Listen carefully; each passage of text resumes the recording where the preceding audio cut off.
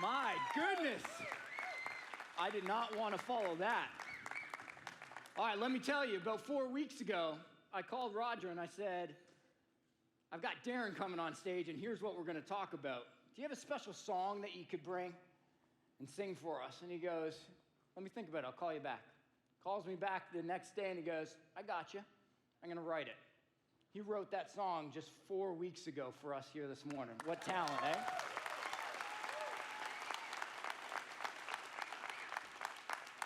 So we've been in the sermon series, The God of Power. We've been looking at work, obedience, community, hope. And when Pastor Mac tapped me on the shoulder to speak today, one, I was excited. I like these topics. I like digging in to what we've been talking about over the summer series. Two, I knew exactly who I was going to bring on stage with me. See, I love hearing about people's stories. I want to hear about their dreams, their goals, how they've set themselves apart, how they've managed failure, how they've gone back to continue that momentum even after those challenges. I want to learn about drive and determination. See, I know, and I believe, and I speak about it a lot, that happens within 18 inches. Happens between your head and your heart. Your ability to control, prioritize, work on, over and over again, those things that can set you apart. Those things that can drive you through your day. Thomas Edison, 1,000 experiments, all failed. 1,001, light bulb. How many of us would have stopped after 10 experiments? How many of us had a science teacher that said, just stick with numbers? Tom Brady, 199th overall, drafted.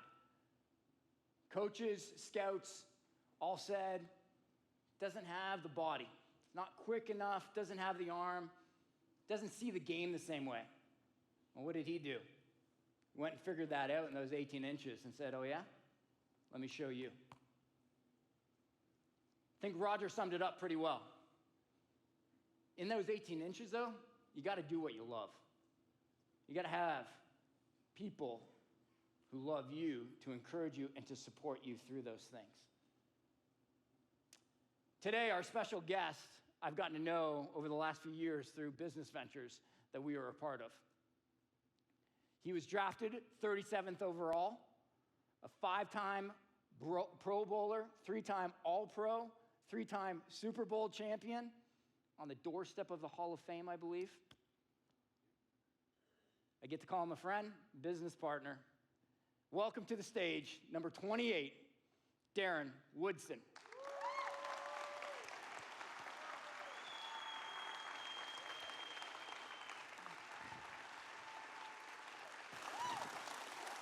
Thank you, brother. Appreciate it.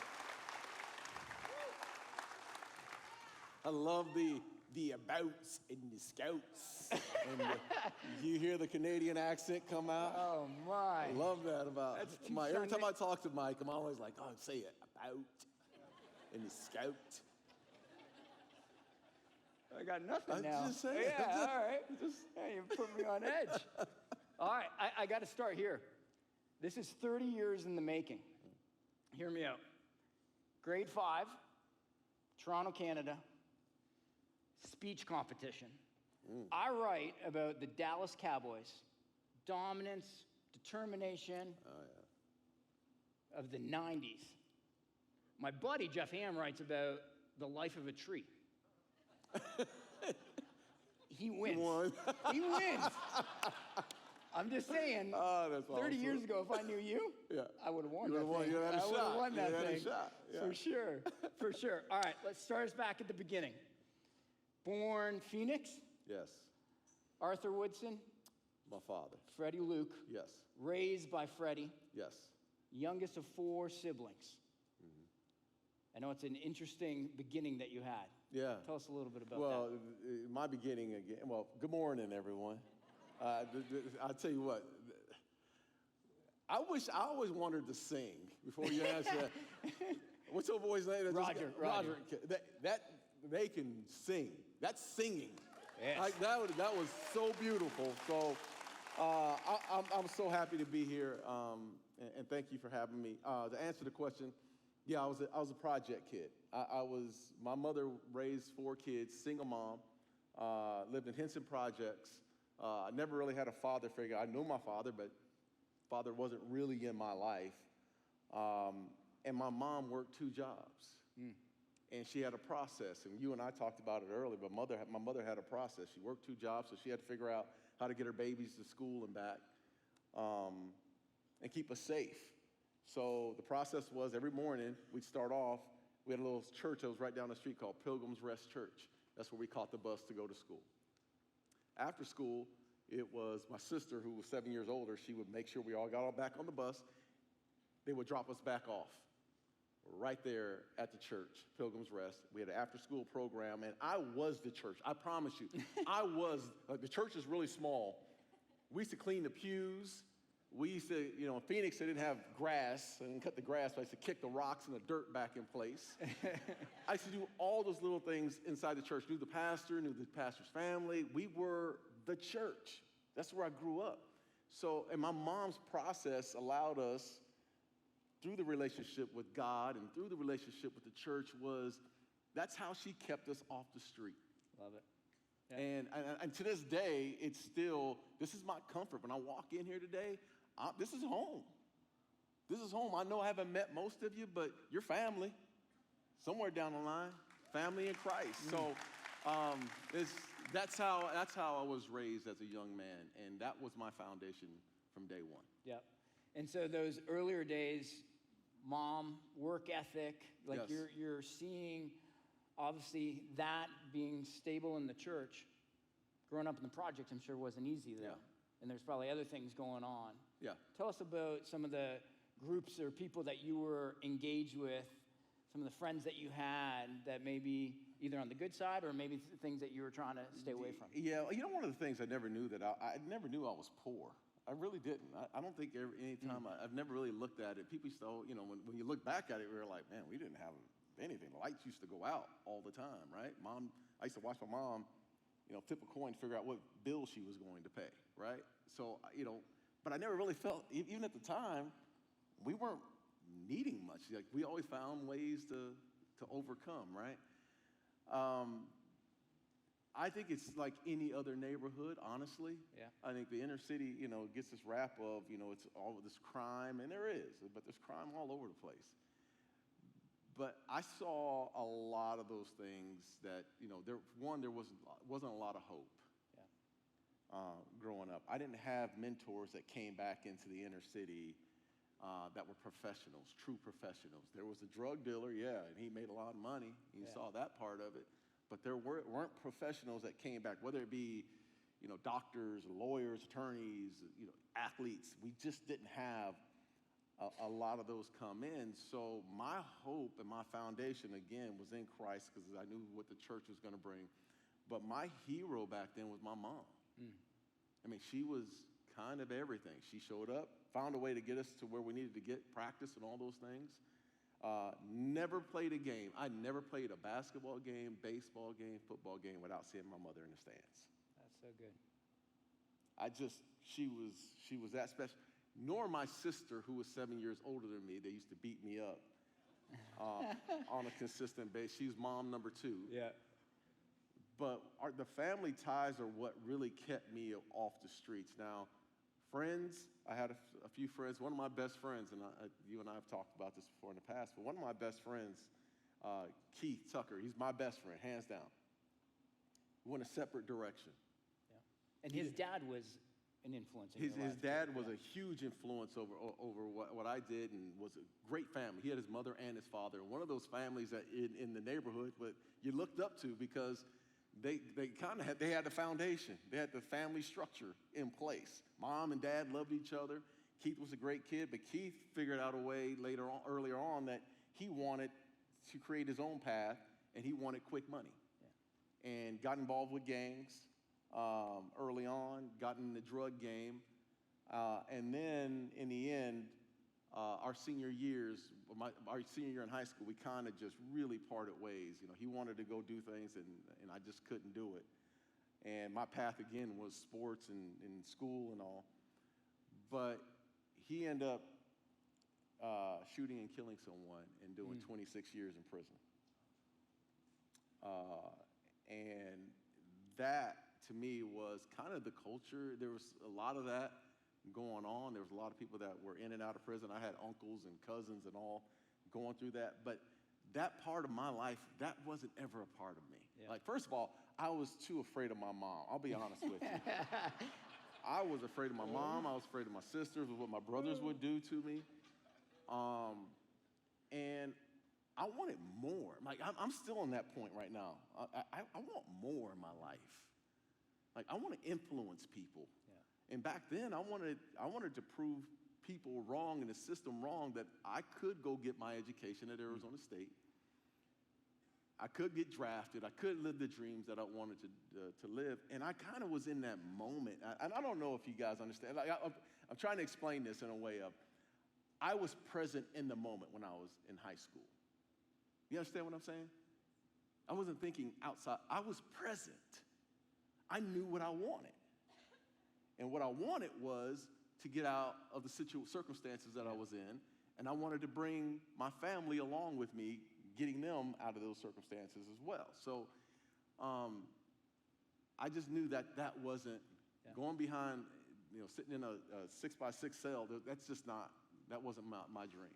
So obviously, many things prevented you from going that way, but obviously football. So where does football start within your life, and that where you start to get? Football started when I was 7 years old. I started playing Pop Warner when I was 7 years old, and there's a reason why, I can't think straight half the time because I've been hitting since I was 7, right? But it was a part of my life. It wasn't just football. It was football, basketball, baseball. If there was a ball and it rolled, I played it. I'm serious. Ping pong. You wouldn't have made it I'll wear hockey, you out. I'll just tell you that. Oh, hockey, no. Yeah, no, that's not a ball. Yeah, I know. That's a puck. That is a puck, and there's ice. Yeah, that didn't happen. But I was really competitive, and it starts with my mom. My mom's very competitive, extremely competitive. And she used to let us scrap it out a little bit. You want to solve the problem, and you guys want to fight? Okay. Go deal with it. Get out of the house and go outside, and you go deal with it, right? But she was really scrappy in that way. And I was kind of the same. I was like a gym rat. I just wanted to compete. And football was that little outlet that allowed me to take some of the frustration out, play hard, and not get disciplined for, crossing that line every once in a while. But that was natural. Now, look, I played baseball and I played basketball as well. Okay. I got to an age in about 7th or 8th grade. I think it was about 8th grade, almost going into my freshman year in high school, and I couldn't hit a curveball.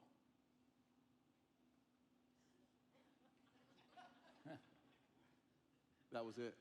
And you're done. I was done. Yeah. I was done. Basketball, I was a good basketball player. Yeah. And then I stopped growing. And everybody got taller than me. You feel really tall compared to me. I know. But football, I could tackle people. Yeah.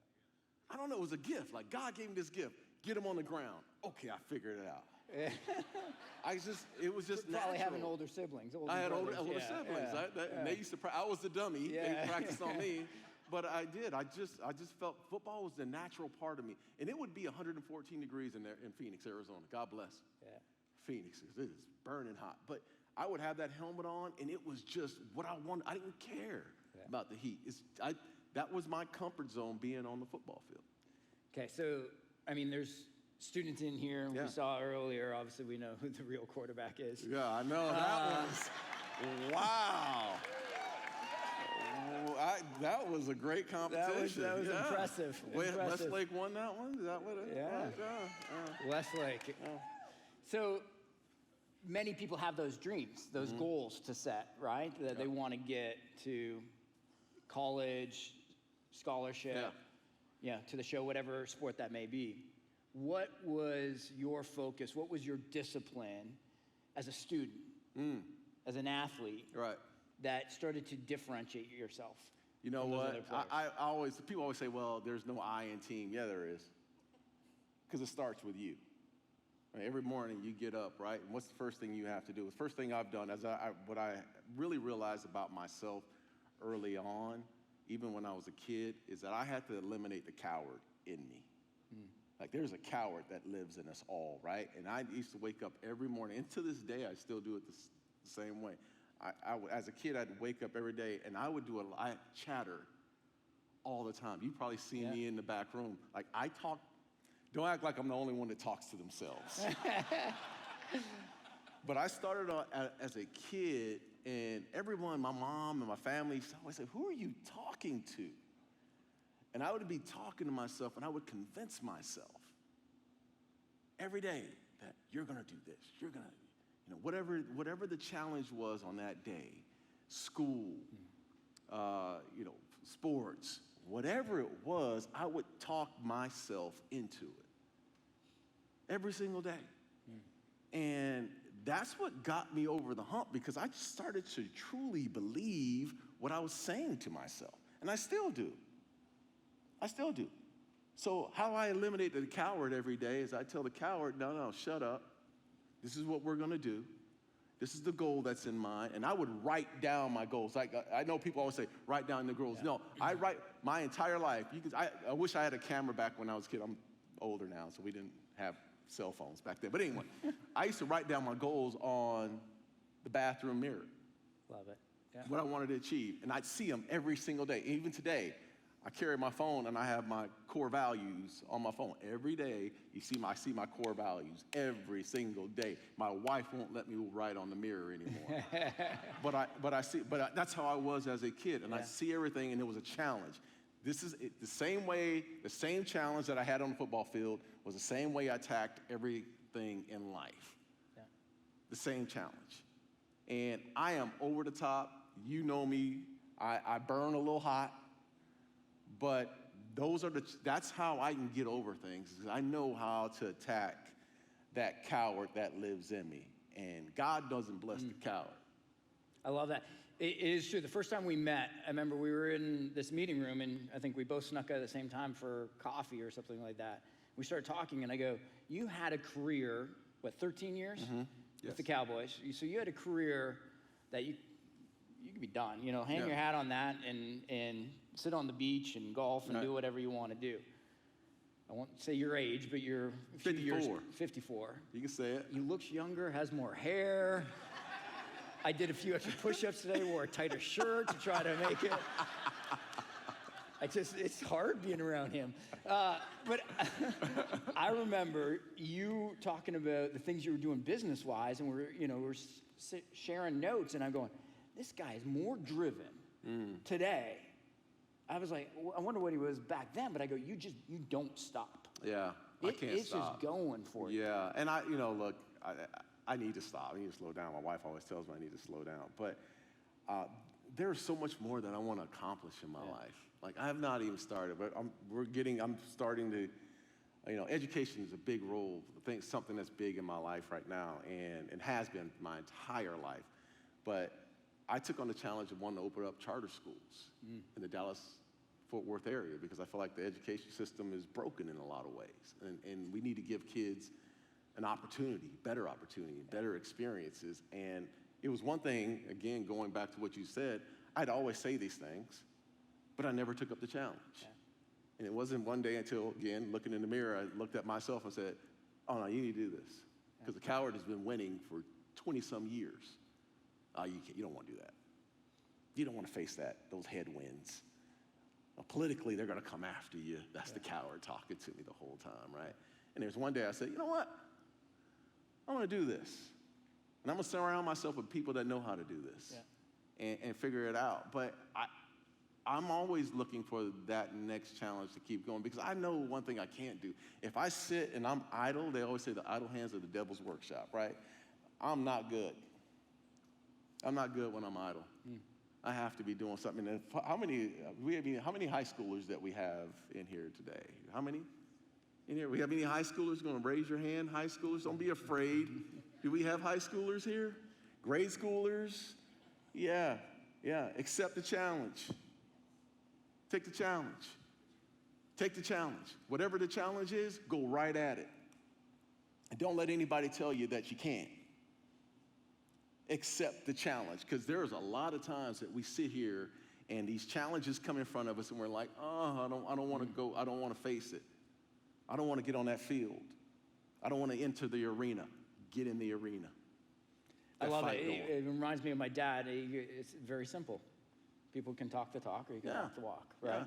So I love that. It sucks, though. If you're a person that just, excuse my language here, but in church. I'm glad you only went there. But we're going to go, no, we're going to go there. You just lit me up here now.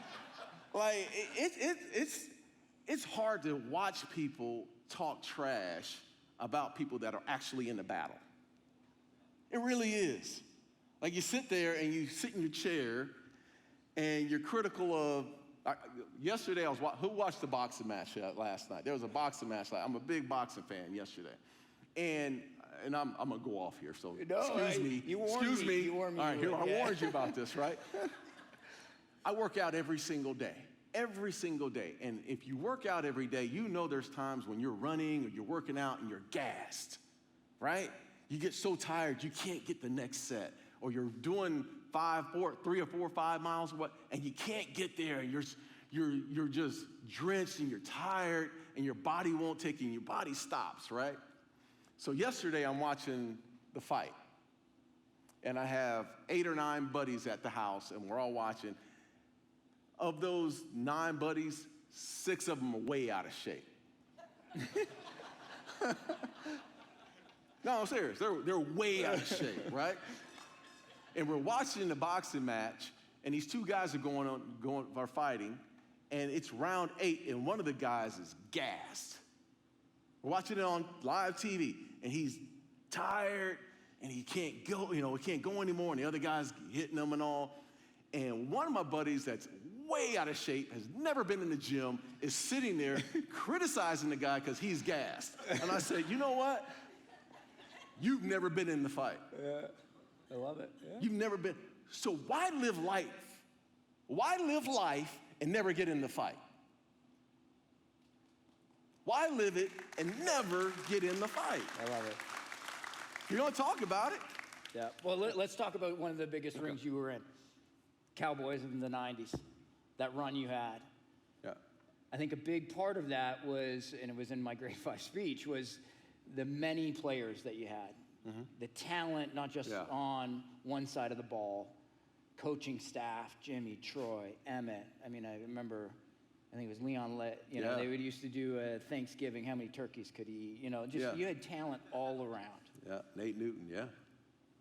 Tell us a little bit about those days. Those are that community you were a part of. Yeah, well, look, that was the best football team that I've ever been on. Look, I played on some really good football teams, but it was the character and the coaching staff. Look, I don't think we get to where we were unless we had a really good coaching staff and Jimmy Johnson and the coaches that we had that could really monitor this team and put us in the right places and move the puzzle pieces around, because we had a lot of personalities, and the personalities weren't always doing the right thing.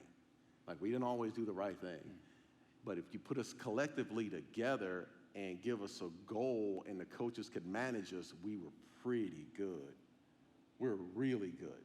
And one of the things that really showed was that the leaders of that team, when I first came in, I was 21, 22 years old. What year was that? That was in 1992. Okay.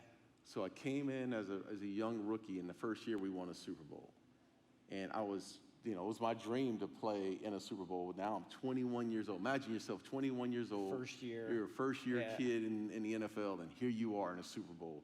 But what I realized when I first got there is that the leaders of the team, the Troy Aikmans and the Michael Irvins and the Charles Haleys, they showed up early every single day. Yeah. You want to learn how to be a professional, you just watch. You watch guys who played at the highest level and see what they do every single day. Troy Aikman used to show up at 5:45, and he would have this sack lunch. He didn't trust the Cowboys, the food that the Cowboys were serving.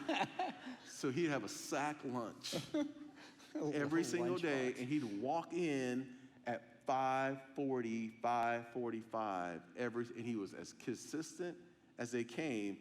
And I would always come in. I'd come in about 6:30, and Troy would be done with his workout. And I'd sit there and think, man, this is how you become a professional. Yeah. You do all the little things that it takes to take care of your body after games. You go serve the community. You become, a servant in the community. The reason I would make a Wish Foundation is because Roger Staubach, who came back, Troy Aikman, told me that this is what you're gonna do. Yeah. You're gonna serve on the board, and I just followed suit. But I wanted a long career in the NFL, and it was because I was watching true professionals and how they went about their business is the reason why I lasted that long in the NFL. So let's spin it from a parent perspective, because we've talked about our kids before, and how do you raise kids? Mm-hmm. So your grit, your discipline, your focus, the things that have got you through, how do you pass it on? You've got 4, 3 older, 1 younger. Yeah. How have you passed that on to your 20-some kids, and then your 7-year-old? 7-year-old, 7-year-old, right? Yeah.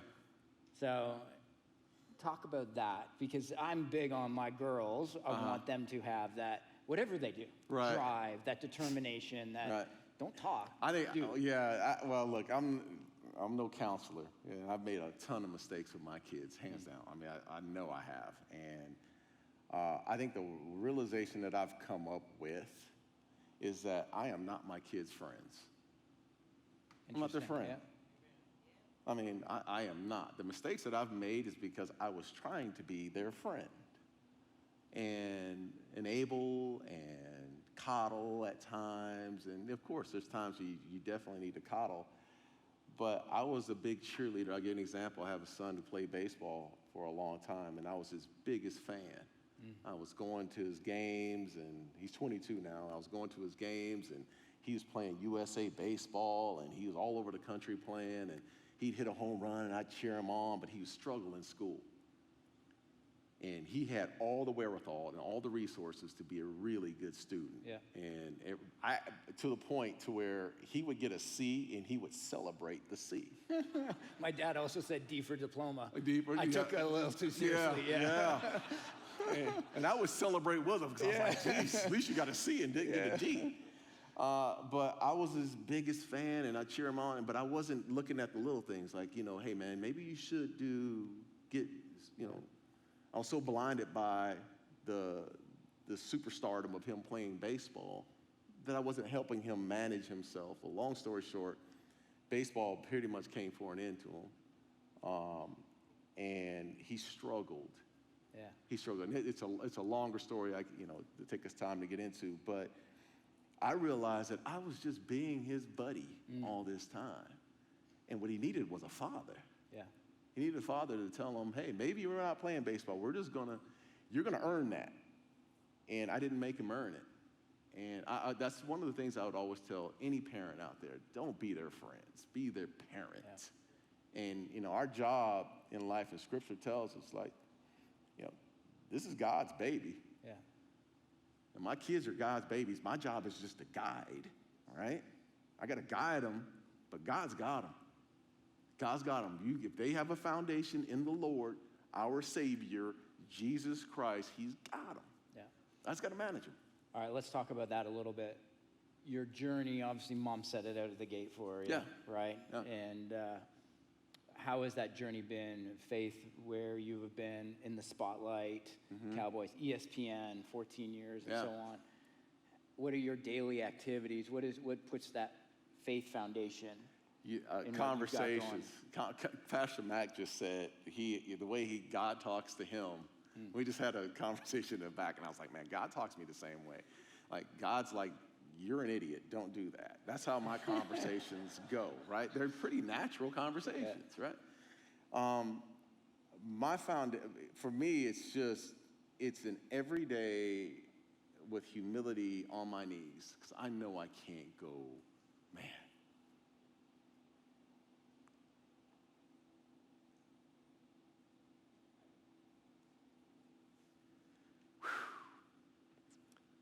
Every day is on my knees. Because I'm so thankful. Yeah. I mean, He's given me and provided when times are so rough. God just gives and He gives. If you have faith and just a belief he'll pull you through. He'll pull you through. And for me, it's just been, I just want to pay homage to him every day. Like, it's not, oh, hey, God, it is a true relationship. He's telling me, and I'm talking to him. I'm chattering in my brain all day long. But it's a true conversation with God because he's just been so good, man. I love it. Really has. Look, I can't thank you enough. When I called you back in, I think it was May. Yeah. And A, I just wanted you on stage. B, I didn't want to speak a whole sermon by myself. I got to tell the truth. But you said to me, you go, Mike, I got a busy summer. And you do. You're full on. Your words were, but Mike, if God put it on your heart to have me on stage, I'll be there. I'll figure it out. Yep. And so, but I can't thank you enough for, A, constantly being an example, not just to me, but what you do in the business world, what you do with your foundation, which we didn't get into, but your time here for us, hearing a little bit about your story. Thank you. Yeah. Guys, thank with me Mr. Darren Rotten. Love you, brother. Thank you. Thank you.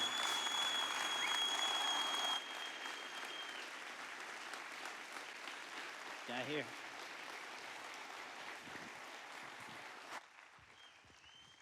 Wow. You can go ahead and have a seat for just a couple of minutes.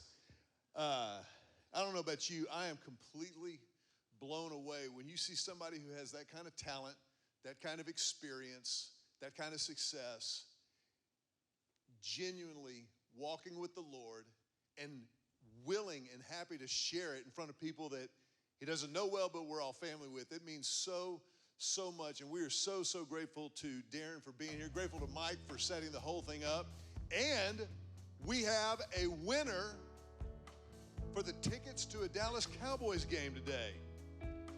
Well, the game is not today. We have a winner today. The winner of tickets to the Dallas Cowboys football game is Anna Antonori. Anna Antonori. Where's Anna?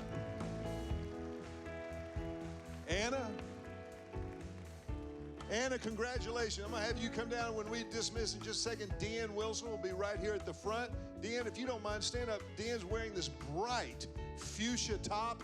Come find Deanne down here at the center, and we will take care of you. So congratulations to Anna. Also want to remind you today, after our second service is burgers and baptism. We will have free burgers for everybody who sticks around for the baptism and celebrates that. We'll have P. Terry's burgers. No, Mighty Fine, even better.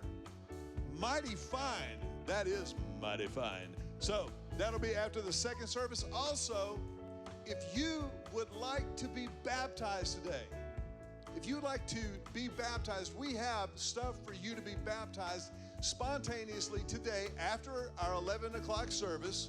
We'll have folks who will be ready to get you set up. We've got shorts, t-shirts, towels, the whole thing. Just have a quick conversation. Make sure you have stepped into that relationship with Christ that Darren was talking about. We would love to include you in that baptismal service. That'll be happening. And also, tomorrow, as a church family, we send off our elementary school and middle school camps, Jolt and United. So, as we get ready to go, I want to ask you to stand to your feet. Let's have a word of prayer for our students, for our camps, and for where God is taking us as a church family. Let's pray together. Our Father and our God, we pause right now just to say thank you. Thank you, God, for your presence in this place. Thank you for your servant, Darren Woodson, and his word to us today of what you have done in his life and can do in any life surrendered to you.